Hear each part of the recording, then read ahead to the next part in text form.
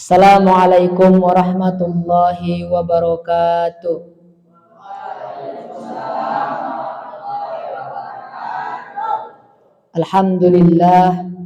Alhamdulillahi rabbil alamin.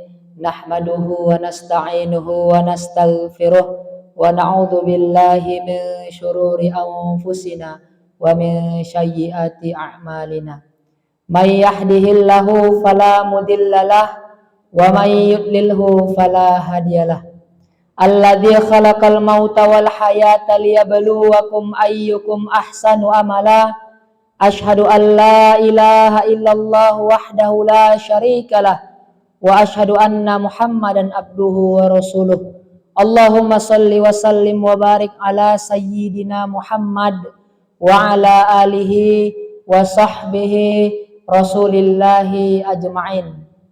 Amma ba'du.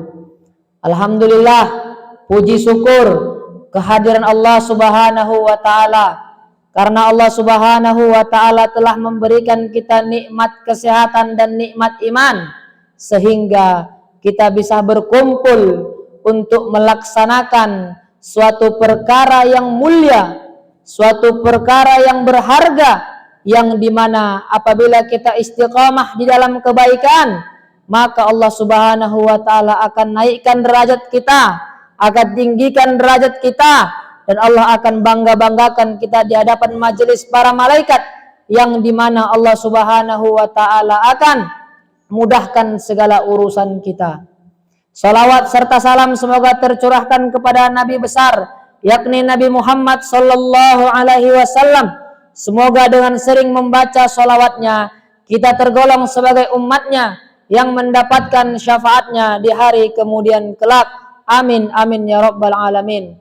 Tanpa banyak muqaddimah, saya ingin menyampaikan sedikit kepada para jamaah bahwa apa kata Allah, qul in kuntum tuhibbunallah fattabi'uni yuhibbukumullah wa yaghfir lakum dzunubakum wallahu ghafurur rahim. Kata Allah, wahai katakanlah Muhammad kepada umatmu, apabila mereka ingin mencintai, apabila mereka ingin dicintai Allah, qul in kuntum tuhibbunallah fattabi'uni, maka ikutilah Nabi Muhammad sallallahu alaihi wasallam.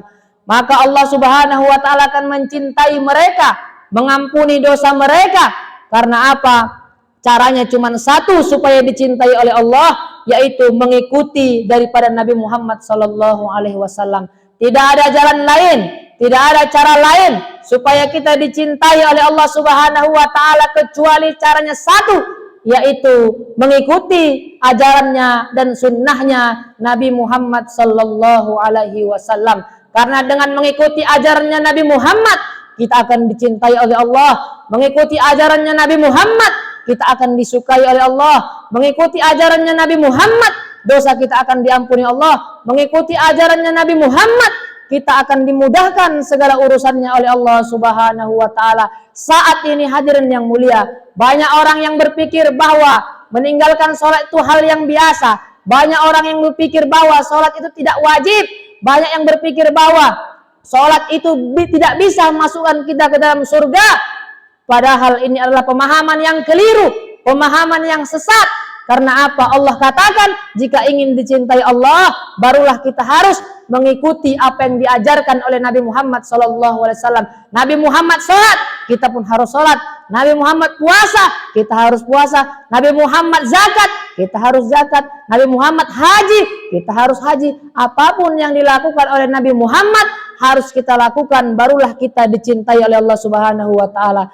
Kalau kita dicintai oleh Allah Subhanahu wa taala, pasti dan pasti Allah senang kepada seorang hamba, Allah langsung masukkan kita ke dalam surganya Allah Subhanahu wa taala. Hadirin yang mulia, apa kata Rasulullah? Man ahya sunnati faqad ahabbani wa man ahabbani kana ma'ya fil jannah. Barang siapa yang menghidupkan sunnahku, sungguh ia cinta kepadaku. Barang siapa yang cinta kepadaku, maka dia di surga bersamaku. Apa kata Rasulullah? Apabila kalian menghidupkan sunnahnya Rasulullah, memakai sorban, memakai jubah, manjangkan jenggot, jajus sawariba warkhul wa khaliful majusa. Apabila kalian memanjangkan jenggot, maka pahalanya terus mengalir, mendapatkan pahala seperti membunuh, berjihad dengan orang-orang Majusi. Maka hadirin yang mulia, terus hidupkan sunnahnya Rasulullah, maka Rasulullah pun akan cinta kepada kita. Kalau Rasulullah sudah cinta kepada kita di surga bersama Rasulullah sallallahu alaihi wasallam. Man tamasaka bi sunnati inda fasadi ummati falahu ajrun mi'atis syahid. Barang siapa yang menghidupkan sunnahku dikala rusaknya umatku, kata Rasulullah, maka mendapatkan pahala 100 mati syahid. Hadirin yang mulia, 1 mati syahid saja sudah mampu kita masuk ke dalam surga. 1 mati syahid saja sudah bisa tiket kita menuju ke dalam surga, apalagi mendapatkan pahala 100 mati syahid. Pasti kita berada di surganya Allah, surga yang paling tinggi, yaitu surga Firdaus. Hadirin yang mulia, kalau kita sudah berhasil mengikuti Nabi Muhammad, mencintai Nabi Muhammad, satu, jaga hatinya Nabi Muhammad SAW.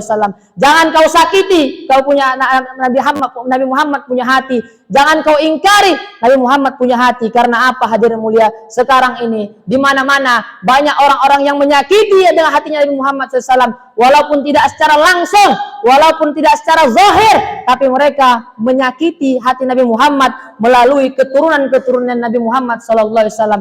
Innal ladzina yu'dzunallaha wa rasulahu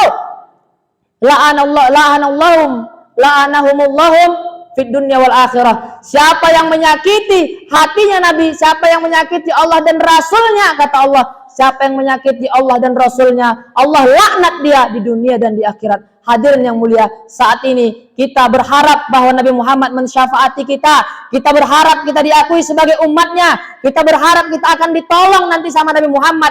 Padahal saat ini kita sakiti hatinya beliau. Karena apa? Zuriyahnya, keturunannya kita hinakan, kita caci, kita maki, kita benci, kita zolimi. Itu adalah zuriyahnya. Siapa zuriyahnya, hadirin? Para habaib, hadirin. Apa kata Rasulullah? Hum itrati khuliqu min tinati failul mukadzibina bi fadlihim. Man ahabbahum ahabballah, man abghadahum abghadahullah. Mereka adalah anak cucuku, hum itrati. Mereka adalah keturunanku, mereka adalah anak cucuku, diciptakan dari darah dagingku, diciptakan dari tanahku. Maka celakalah siapa saja yang mendustai kemuliaan para habaib, celakalah siapa saja yang menghina para habaib, celakalah siapa saja yang menzolimi para habaib, walaupun dia sekalipun seorang yang berpangkat jabatan tinggi, seorang yang kaya, seorang waliullah, seorang kiai, seorang ustadz. Kalau dia menghina para habaib, berarti dia telah menghina Rasulullah SAW. Dia menyakiti hatinya Rasulullah SAW. Khuliqa min tinati man ahabbahum ahabbahullah. Siapa yang mencintai para habaib,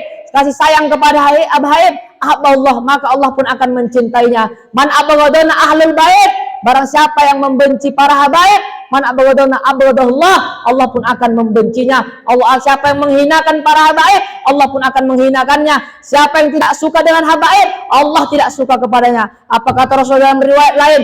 Man abghadana ahlul bait hasyarallahu yaumal qiyamah yahudian. Siapapun dia, tidak penting siapapun, selagi dia mati dalam keadaan membenci para habaib, tidak suka kepada para habaib, dia mati sebelum bertaubat, hidupnya di dunia membenci para habaib, hasyarallahu yaumal qiyamah yahudian, dia dibangkitkan di hari kiamat bersama orang-orang Yahudi, kata Rasulullah SAW. Berarti mati dalam keadaan kafir. Hadirin yang mulia, kata Rasul dalam riwayat lain, man abghadana ahlul bait fahuwa munafik. Siapa yang membenci para habaib, menzalimi para habaib, fahuwa munafik, kata Rasulullah, maka dia adalah orang-orang munafik. Maka kita hindari hati kita, kita bersihkan hati kita. Jangan sampai kita berdoa kepada Allah supaya kita diakui Nabi Muhammad sebagai umatnya, padahal kita secara tidak langsung menyakiti hati Nabi Muhammad dengan cara menyakiti, menzolimi para zuriyahnya. Hadirin yang mulia, kita muliakan zuriyahnya. Jumpa kita dengan para habaib, kita cium tangannya, musafahah, kita cium tangannya, kita muliakan, minta doa kepadanya. Karena apa, hadirin yang mulia? Saat ini, mungkin detik ini, banyak para habaib yang ketika ini dizolimi, dihinakan, dicaci, dimaki. Mereka sudah biasa, tidak masalah. Para habaib dimaki, dicaci, dihinakan, dipenjarakan, tidak masalah, hadirin mulia. Karena apa? Darah datuk mereka, Sayyidina wa Maulana Muhammad, mengalir darah-darah pejuang di hati mereka, mengalir darah-darah pejuang di dalam tubuh mereka, sehingga mereka terbiasa dizolimi. Tapi bagi kita yang saat ini mengetahui kalau mereka dizolimi, jangan diam, hadirin yang mulia. Takbir Allah. Jangan pernah diam, hadirin mulia. Jangan pernah diam. Ishtariman aw mut syahidan, hidup mulia atau mati syahid. Jangan pernah diam apabila Nabi Muhammad dihinakan. Jangan pernah diam apabila Al-Quran dihinakan. Jangan pernah diam apabila zuriyahnya Rasulullah dihinakan. Demi agama rela mati. Takbir. Hadirin yang mulia Allah Subhanahu wa taala, maka untuk itu kita harus betul-betul menjaga kesuciannya. Kita jaga hatinya, datuknya Nabi Muhammad SAW. Jangan kita sakiti hatinya, hadirin. Jangan kita sakiti.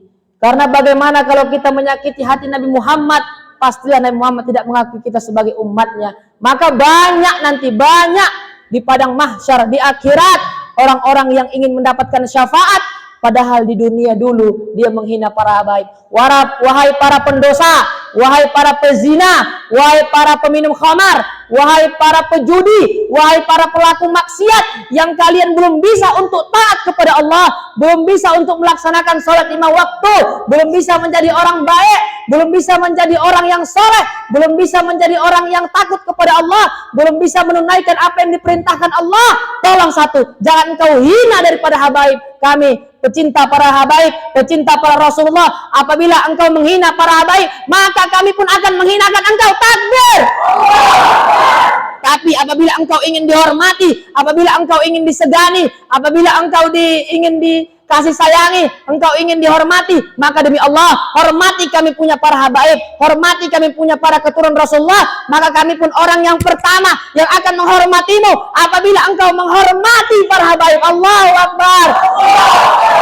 Tapi apabila engkau menghina para habaib, zuriyahnya Rasulullah, engkau hinakan, engkau caci, engkau maki, kami juga sebagai seorang santri, orang yang pertama yang akan melawan kezaliman itu. Allahu Akbar. Demi Allah, orang-orang yang menghabiskan umurnya untuk Allah, untuk agama Allah, tidak akan mati isyariman aw mutsyahidan, mati syahid atau hidup mulia, karena hidup kami hanya untuk agama.